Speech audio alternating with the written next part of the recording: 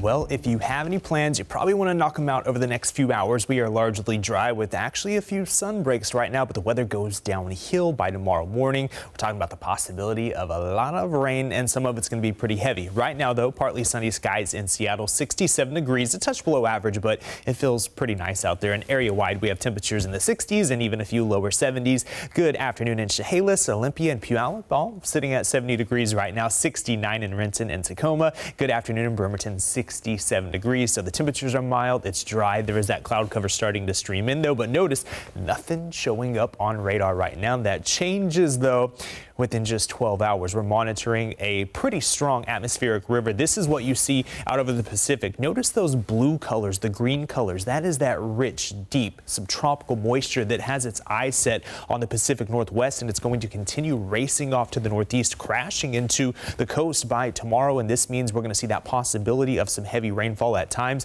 Where you see these dark green colors, that means that the atmosphere is primed with moisture. So any rain that develops could produce some pretty significant rainfall rates. We're talking about upwards of ½ an inch of hour. So this is really impressive rainfall, especially given the time of the year.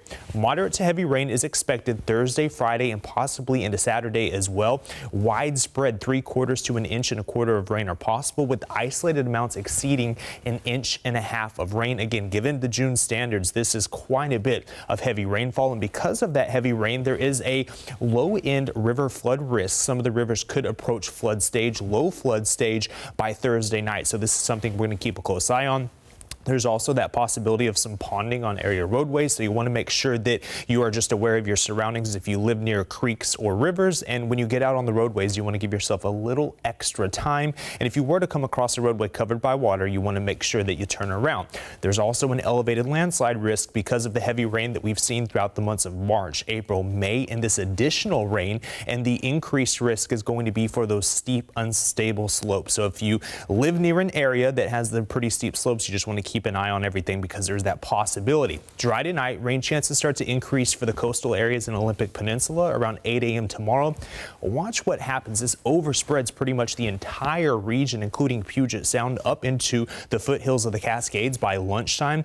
And watch what happens. Notice those orange colors and the yellow colors. They completely overspread the northwest interior and Puget Sound and the Olympic Peninsula by tomorrow afternoon around 5 p.m. And that means there's that possibility of not just rain, but some moderate to heavy rainfall at times. So this is what we have to keep an eye on, because with those rainfall rates between 1/4 and ½ an inch an hour, and you see how long we're dealing with this rain, that's when those rainfall totals start to add up pretty quickly. And that rain is going to continue into the evening hours, continuing into Thursday night.